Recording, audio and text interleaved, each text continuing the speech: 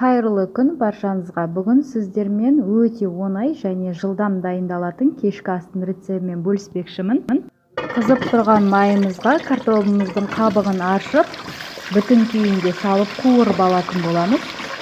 Пияздарымызды да үлкен көлемде турап алыңыздар, өзіңіздің қалауыңыз бойынша. Мен сақиналап тураған болатынмын видеодағыдай. Асыққан мезгілде өте керемет тағамның бір түрі. Сәбіздерімізді де үлкен көлемде әдемілеп турап алатын боламыз. Жай пышақтың көмегімен турасаңыздар да болады. Достар, менің қазақша контентті каналымды қолдап, тіркеліп қоюды ұмытпаңыздар. Ол мен үшін өте маңызды.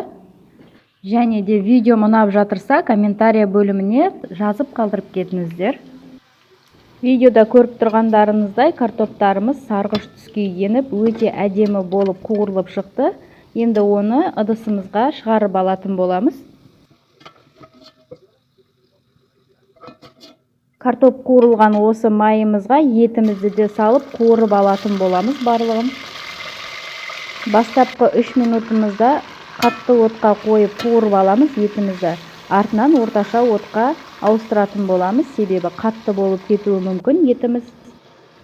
Қуырылған етіміздің үстіне барлығын алма-кезек сала беретін боламыз. Алдымен жуамызды қуырып аламыз етімізбен қосып. Мен бұл тағамның атын әлі ойлап тапқан жоқпын, білмеймін.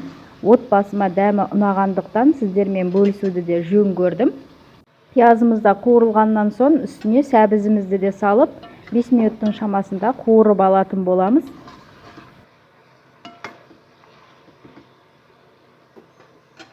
Енді осының үстіне қызанақтарымызды да бүтін күйінде салып жібереміз.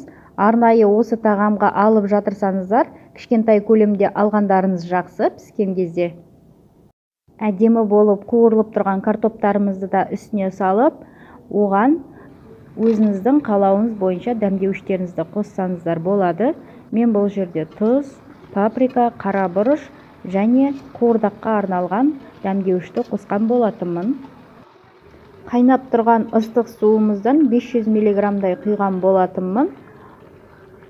Көп құюдың қажеті жоқ. Үсті картоптың өзінің суы шығып, керемет болып шығатын болады. Және де оның үстін 40 қабатпен жауып шыққан болатынмын. Енді осы тағамымыздың бетін жауып, 30 минуттың шамасында пісіріп алатын боламыз.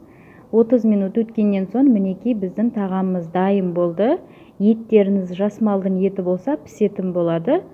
Өзіңіз вилкамен тексеріп көрсеңіздер болады. Осымен біздің бүгінгі тағамымыз дайын болды. Сіздерге ұнайды деген ойдамын.